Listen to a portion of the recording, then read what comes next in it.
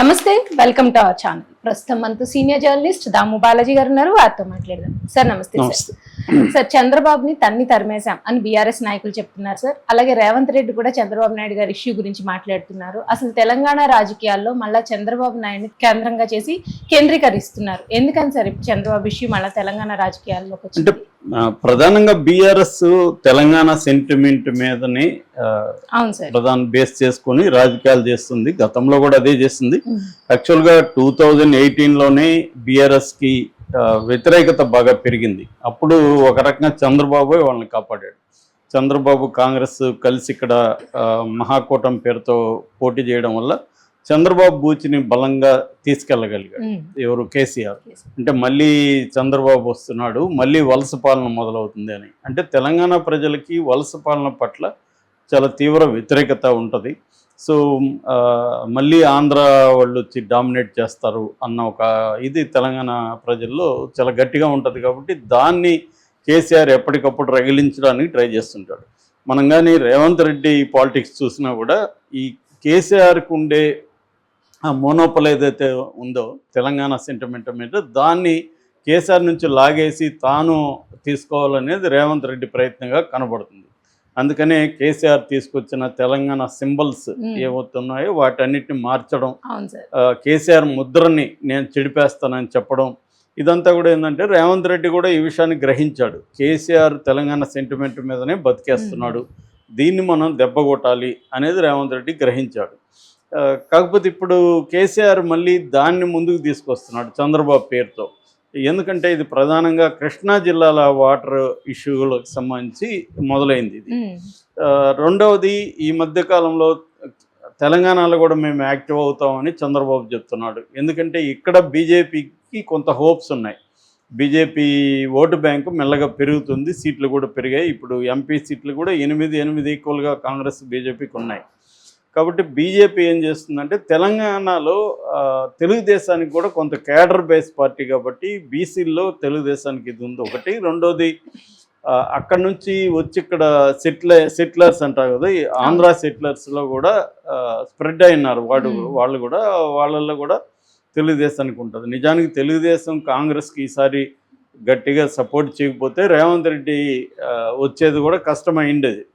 అందువల్ల కూడా ఎప్పుడూ వేయని కమ్మ బ్యాచ్ కాంగ్రెస్కి వేయని వాళ్ళు కూడా వాళ్ళ గ్రూప్స్లో నేను ఫస్ట్ టైం కాంగ్రెస్ కేసానని మెసేజ్లు కూడా పెట్టుకున్నాను.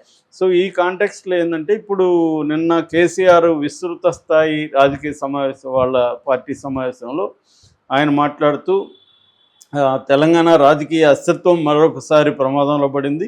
ఈ రేవంత్ రెడ్డి వాళ్ళ గురువైన చంద్రబాబు కంట్రోల్లో ఉన్నాడు, ఆయన చెప్పినట్టే వింటున్నాడు.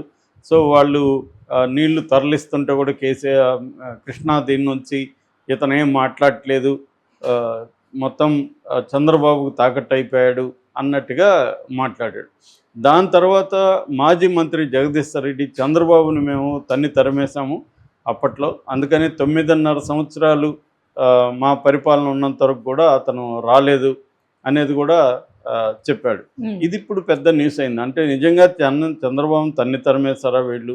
మామూలుగా అయితే చంద్రబాబు ఈ స్కామ్లో ఎప్పుడైతే ఇరుక్కున్నాడో, ఓటుకు నోటు స్కామ్లో, సో ఎమ్మెల్సీని కొనడానికి ట్రై చేయడం, అది పబ్లిక్ అయిపోవడం, అక్కడ నుంచి నిజంగా ఇంకొక 8 ఏళ్ళు హైదరాబాద్లో ఉండగలిగిన పరిస్థితి ఉన్నప్పటికీ, అట్లాగే అక్కడ ఏ రకమైన ఆఫీసులు ఏమీ లేనప్పటికీ ఉన్న పలానా వెళ్ళిపోవాల్సి.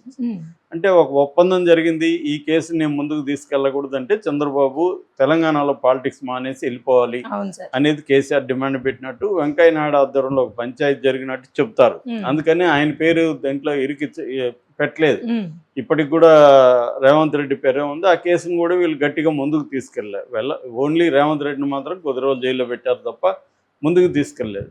ఆ తర్వాత కూడా చంద్రబాబు కంట్రోల్లోనే రేవంత్ రెడ్డి ఉంటాడనేది ప్రతిసారి మాట్లాడుతున్నారు. రేవంత్ రెడ్డి కూడా ఎప్పుడు దాచుకోలేదు, ఆయనతో నేను కలిసి పనిచేశాను, కాకపోతే ఆయన నా గురువు కాదు సహచరుడు అని ఈయన అనేక సార్లు చెప్తుంటాడు.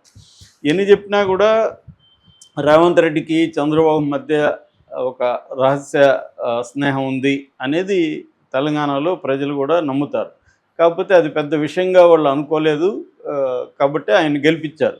ఇప్పుడు దాన్ని ముందుకు తీసుకొచ్చి తెలంగాణ ప్రయోజనాల్ని తాకట్టు పెడుతున్నాడు రేవంత్ రెడ్డి చంద్రబాబుకి అన్న ఒక నెరేటివ్ని బీఆర్ఎస్ బలంగా తీసుకొస్తుంది. దీనికి నిన్న గట్టిగానే సమాధానం ఇచ్చాడు రేవంత్ రెడ్డి. ఆయన నిన్న అక్కడ నారాయణపేటలో మాట్లాడుతూ అసలు తెలంగాణ ప్రయోజనాల్ని తాకట్టు పెట్టిందే బీఆర్ఎస్. సో కృష్ణా జలాల్ని గతంలో కేసీఆర్ మన వైఎస్ఆర్ రాజశేఖర రెడ్డి ఉన్నప్పుడు పోతిరెడ్డి పార్క్ ద్వారా నీళ్ళు తీసుకోవడానికి కూడా వీళ్ళు సైలెంట్గా ఉన్నారు అప్పట్లో.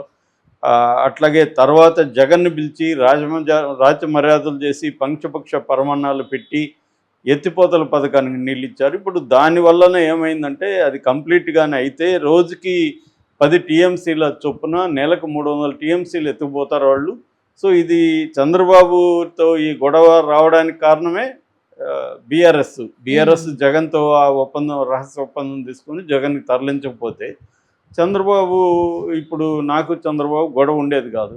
కానీ ఇప్పుడు దీనికి నేనేదో చంద్రబాబుకి ఇప్పుడు ఇస్తున్నట్టు చెప్తున్నారు. నేను ఇచ్చింది కాదు, ఇది వీళ్ళు ఇచ్చిందే అనేది ఆయన చెప్తున్నారు. ఎందుకంటే పోతిరెడ్డిపాడు నుంచి 4,000 క్యూసెక్కుల నుంచి 40,000కి అది పెరిగిపోయింది.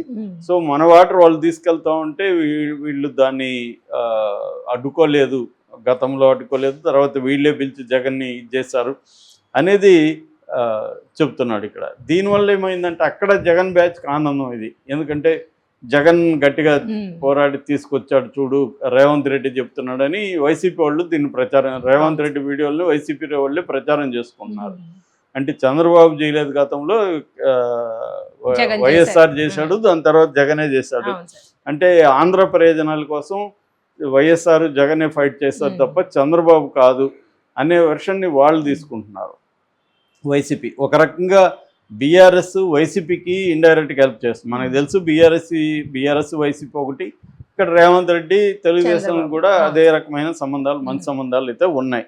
ఎందుకంటే ఇప్పుడు నెక్స్ట్ రాబోయే ఇక్కడ జిహెచ్ఎంసీ ఎన్నికల్లో కూడా తెలుగుదేశం మద్దతు రేవంత్ రెడ్డికి అవసరం. ఎందుకంటే హైదరాబాద్ చుట్టుపక్కల బీఆర్ఎస్ స్ట్రాంగ్ ఉందనేది కూడా మొన్న ఎన్నికల్లో మనకు ప్రూవ్ అయింది. సో ఆ విషయంలో కూడా ఇది ఉంది. సో ఇప్పుడు ఏంటంటే ఇక్కడ పాలిటిక్స్ యొక్క వేడి అనేది త్వరలో స్థానిక ఎన్నికల్లో రాబోతున్నాయి కాబట్టి కేసీఆర్ కూడా రంగంలోకి దిగే అవకాశం కనిపిస్తూ ఉంది. అందువల్ల కేసీఆర్కి ఉన్న టార్గెట్ ఏమంటే ఇటు కాంగ్రెస్ని ఇటు బీజేపీని రెండింటినీ ఒక దెబ్బ కొట్టాలి కాబట్టి చంద్రబాబుని తీసుకొచ్చాడు. చంద్రబాబు ఇప్పుడు ఇద్దరికీ కావాలి, ఇటు ఎన్డీఏలో భాగం కాబట్టి బీజేపీ తెలుగుదేశం కలిసే అవకాశం ఉంది ఇక్కడ. అట్లాగే రేవంత్ రెడ్డికి వెనక్కి చంద్రబాబు ఉన్నాడన్న ఒక నెరేటివ్ని తీసుకొని ఇద్దరికి సంబంధించి చంద్రబాబు ఒక దెబ్బకి, ఎందుకంటే కేసీఆర్కి ఏంటంటే ఇటు రేవంత్ రెడ్డిని దెబ్బ కొట్టాలి, ఇటు బీజేపీని దెబ్బ కొట్టాలి. ఎందుకంటే ట్రయాంగిల్ బ్యాటిల్లోనే కేసీఆర్ లూజ్ అయ్యాడు. సో వాళ్ళిద్దరిని ఎదుర్కోవాలంటే చంద్రబాబునే మళ్ళీ ఉపయోగించుకోవాలా, చంద్రబాబు తప్ప దిక్కు లేదు అన్న పరిస్థితిలోకి వెళ్ళిపోయారు. గతంలో కూడా ఇదే జరిగింది. అందుకనే ఇప్పుడు చంద్రబాబుని ఇక్కడికి తీసుకురావాలంటే కూడా రేవంత్ రెడ్డి కొంత భయం ఉంది.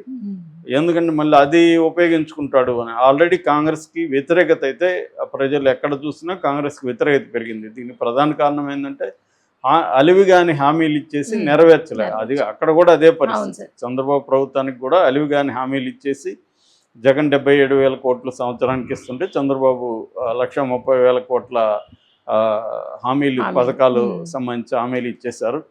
అంత డబ్బులు ఉండే పరిస్థితి లేదు అక్కడ. సో అందువల్ల వ్యతిరేకత ఉంది. ఈ వ్యతిరేకతని తగ్గించుకోవడానికి రేవంత్ రెడ్డి ట్రై చేయడం, వ్యతిరేకతను పెంచడం